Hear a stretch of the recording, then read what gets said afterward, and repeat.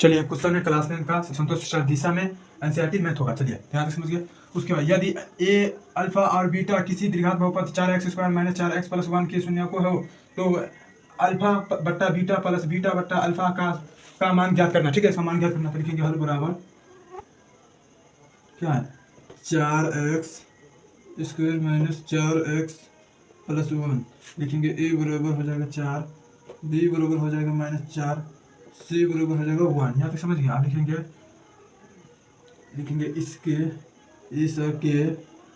इसके मूल है अल्फा और बीटा।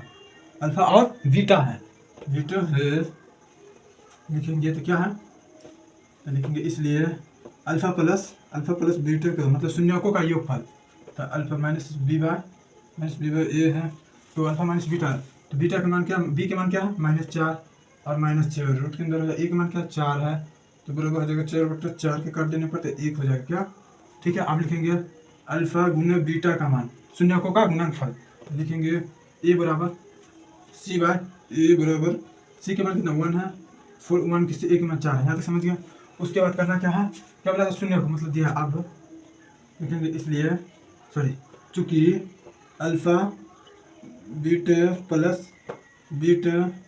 प्लस अल्फा, लिखेंगे इसका क्या करें एलसीएम ले लेंगे। अल्फा प्लस बीटा, अल्फा गुना बीटा, तो अल्फा बीटा के बीटा करिए तो अल्फा स्क्वायर प्लस बीटा के बीटा स्क्वायर। अब क्या हो जाएगा ए प्लस बी का होल स्क्वायर समझ लीजिए। तो अल्फा प्लस बीटा का होल स्क्वायर बट्टा अल्फा गुना बीटा का, इसका हो जाता है -2 अल्फा गुना बीटा। समझिए यहाँ तक। उसके पास बैठाएंगे क्वेश्चन को, जैसे समझिए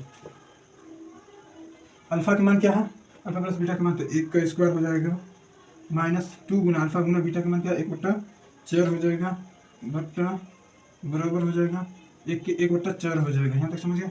उसके बाद करना क्या है, 1 के 1 2 के 2 मतलब तो 1/2 हो जाएगा बराबर 1/4 हो जाएगा।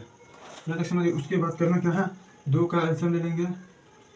2 का एलसीएम 2 - 1 हो जाएगा बराबर में आ जाएगा 1/4 हो जाएगा। अब लिखेंगे 2 में से तो 1/2 हो जाएगा बट्टा 1/4 हो जाएगा। तो इसका गुना होगा क्रॉस गुना 1/2 गुना 4/2 4/1, 2 से 4 को कर देना है तो इसका 2 हो जाएगा। क्या होगा इसका, तो इसका अल्फा प्लस बीटा का मान है 2 है, तो 2 है, इसका आंसर हो जाएगा।